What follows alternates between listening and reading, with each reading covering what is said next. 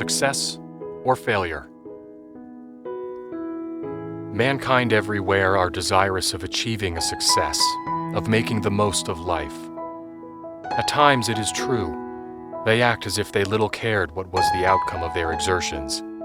But even in the lives of the most abandoned and reckless, there are moments when their good angel points out to them the heights to which they might ascend, that a wish arises for something better than they have known. But alas, they have not the will to make the necessary exertions. We are confronted with two ends, success or failure. To win the former, it requires of us labor and perseverance. We must remember that those who start for glory must imitate the mettled hounds of Acton, and must pursue the game not only where there is a path, but where there is none. They must be able to simulate and to dissimulate, to leap and to creep, to conquer the earth like Caesar, to fall down and kiss it like Brutus, to throw their sword like Brennus into the trembling scale, or like Nelson, to snatch the laurels from the doubtful hand of victory while she is hesitating where to bestow them. He that would win success in life must make perseverance his bosom friend, experience his wise counselor, caution his elder brother, and hope his guardian genius. He must not repine because the fates are sometimes against him, but when he trips or falls, let him, like Caesar when he stumbled on shore, stumble forward, and, by escaping the omen, change its nature and meaning. Remembering that those very circumstances which are apt to be abused as the palliatives of failure are the true tests of merit, let him gird up his loins for whatever in the mysterious economy of the future may await him. Thus he will rise superior to ill fortune, and becoming daily more and more impassive to its attacks, will learn to force his way in spite of it, till, at last, he will be able to fashion his luck to his will. Life is too short, says a shrewd thinker, for us to waste one moment in deploring our lot. We must go after success, since it will not come to us, and we have no time to spare. If you wish to succeed, you must do as you would to get in through a crowd to a gate all are anxious to reach. Hold your ground and push hard. To stand still is to give up the battle. Give your energies to the highest employment of which your nature is capable. Be alive, be patient, work hard, watch opportunities, be rigidly honest, hope for the best, and if you are not able to reach the goal of your ambition, which is possible in spite of your utmost efforts, you will die with the consciousness of having done your best, which is, after all, the truest success to which man can aspire. As manhood dawns and the young man catches its first lights, the pinnacles of realized dreams, the golden domes of high possibilities, and the purpling hills of great delights, and then looks down upon the narrow, sinuous, long, and dusty paths by which others have reached them, he is apt to be disgusted with the passage, and to seek for success through broader channels and by quicker means.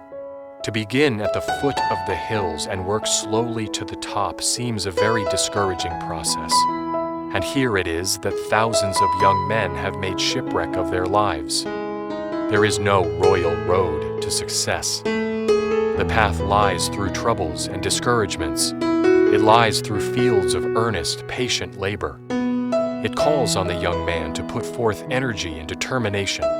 It bids him build well his foundation, but it promises in reward of this a crowning triumph. There never was a time in the world's history when high success in any profession or calling demanded harder or more earnest labor than now. It is impossible to succeed in a hurry.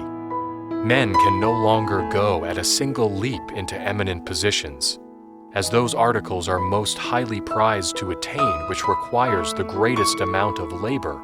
So the road that leads to success is long and rugged. What matter if a round does break or a foot slip? Such things must be expected, and being expected, they must be overcome. Rome was not built in a day, but proofs of her magnificent temples are still to be seen. We each prepare a temple to last through all eternity, a structure to last so long. Can it take but a day to build it? The days of a lifetime are necessary to build the monument mightier than Rome and more enduring than adamant. It is hard, earnest work, step by step, that secures success. And while energy and perseverance are securing the prize for steady workers, others, sitting down by the wayside, are wondering why they too cannot be successful. They surely forget that the true key is labor, and that nothing but a strong, resolute will can turn it. The secret of one's success or failure is usually contained in answer to the question, how earnest is he? Success is the child of confidence and perseverance. The talent of success is simply doing what you can do well, and doing well whatever you do, without a thought of fame. Success is the best test of capacity, and materially confirms us in a favorable opinion of ourselves. Success in life is the proper and harmonious development of those faculties which God has given us. Whatever you try to do in life, try with all your heart to do it well. Whatever you devote yourself to it completely. Never believe it possible that any natural ability can claim immunity from companionship of the steady, plain, hard-working qualities and hope to gain its end. There can be no such fulfillment on this earth. Some happy talent and some fortunate opportunity may form the sides of the ladder on which some men mount, but the rounds of the ladder must be made of material to stand wear and tear, and there is no substitute for thoroughgoing, ardent, sincere earnestness. Never put your hand on anything into which you cannot throw your whole self. Never affect depreciation of your own work, whatever it is. Although success is the garden for which all men toil, they have, nevertheless, often to labor on perseveringly without any glimmer of success in sight. They have to live, meanwhile, upon their courage, sowing their seed, it may be in the dark, in the hope that it will yet take root and spring up an achieved result. The best of causes have had to fight their way to triumph through a long succession of failures, and many of the assailants have died in the breach before the fortune has been won. The heroism they have displayed is to be measured not so much by their immediate successes as by the opposition they have encountered and the courage with which they have maintained the struggle. Among the habits required for the efficient prosecution of business of any kind and consequent success, the most important are those of application, observation, method, accuracy, punctuality, and dispatch. Some persons sneer at these virtues as little things, trifles unworthy of their notice. It must be remembered that human life is made up of trifles. As the pence make the pound and the minutes the hour, so it is the repetition of little things, severally insignificant, that make up human character. In the majority of cases where men have failed of success, it has been owing to the neglect of little things deemed too microscopic to need attention. It is the result of practical, everyday experience. That steady attention to matter of detail is the mother of good fortune.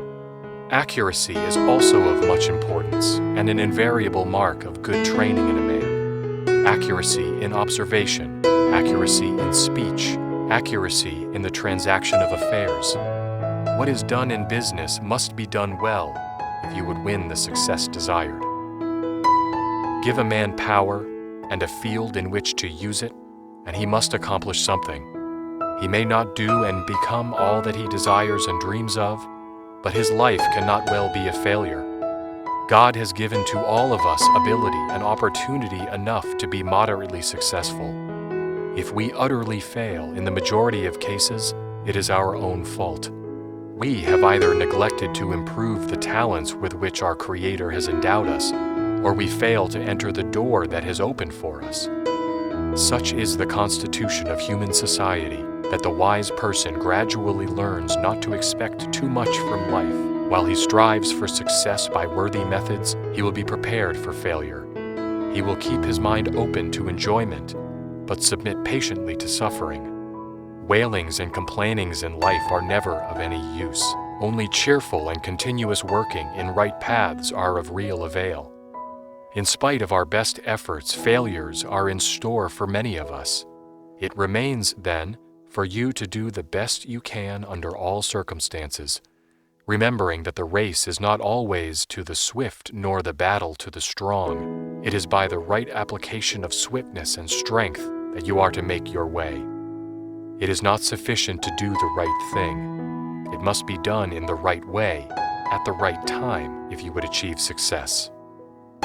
Young man, have you ever considered long and earnestly what you were best capable of doing in the world? If not, put it off no longer. You expect to do something. You wish to achieve success. Have you ever thought of what success consisted? It does not consist in amassing a fortune. Some of the most unsuccessful men have done that. Remember, too, that success and fame are not synonymous terms. You cannot all be famous as lawyers, statesmen, or divines. You may or may not accumulate a fortune. But is it not true that wealth, position, and fame are but the accidents of success, that success may or may not be accompanied by them, that it is something above and beyond them? In this sense of the word, you only are to blame if you fall. It is in your power to live a life of integrity and honor. You can so live that all will honor and respect you. You can speak words of cheer to the downhearted, a kindly word of caution to the erring one. You can help remove some obstacle from the paths of the weak. You can incite in the minds of those around you a desire to live a pure, straightforward life. You can bid those who are almost overwhelmed by the billows and waves of sorrow to look up and see the sun shining through the rifts in the dark clouds passing o'er them. All this you can do, and a grand success will be your reward. Away then with your lethargy. You are a man. Arise in your strength and your manhood. Resolve to be in this, its true sense, a successful man. And then if wealth or fame wait on you, and men delight to do your honor, these will be but added laurels to your brow, but the gilded frame encasing success.